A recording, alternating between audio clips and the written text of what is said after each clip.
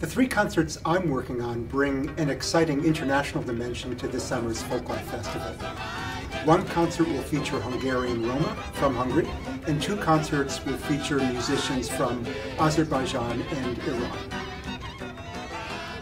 Two of the three concerts I'm curating are in collaboration with the National Museum of African American History and Culture. The first is Bring Back the Funk. This music is groove music. It gets in your bones and you want to move. The funk groups we have are world-class funk groups. George Clinton is known throughout the world. Dumpster Funk as well, and Michele Degocello is beyond compare as a musician, singer, and songwriter. The second is the music of Monticello and the Blue Ridge. We'll focus on black string band music and dance. These musicians have really dug deep and looked at the origins of the banjo, which is an African instrument.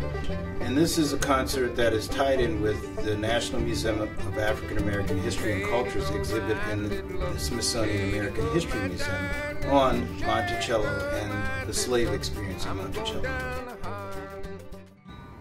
We're featuring Amethyst Kia, who's a vocalist, as well as Sparky and Rhonda Rucker, longtime performers in basically black string band and banjo music. And then we have a fairly relatively new group on the scene, and that's the Ebony Hillbillies. They're based in New York, and they are string players as well, fiddle, banjo, scrubboard, percussion, and so forth. And they're here, all on the wall, for your enjoyment, free.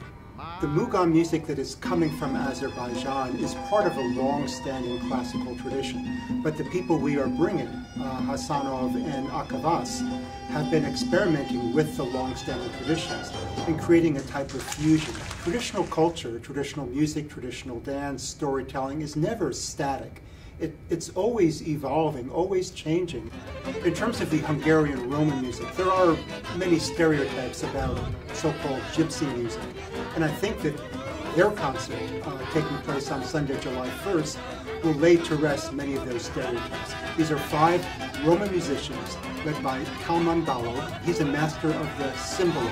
It is eminently danceable. The concert is actually a preview for a Folklife Festival program next year in 2013, when we'll do a full program featuring the traditional culture of Hungary.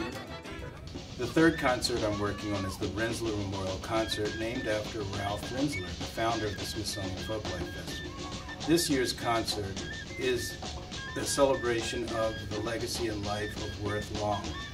And Worth Long has been a very important individual in the field of folklore, working in the South, working with African American communities during the Civil Rights era, and has continued to organize festivals. He's done filmmaking.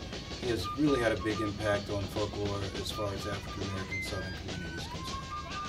The groups that will be performing for that concert will be groups that Worth has worked with, that he's had impact on, and as well, those groups have had an impact on his career. We at the Folklife Festival always try to bring the best of living traditions. Culture that is not changing is culture that is not alive.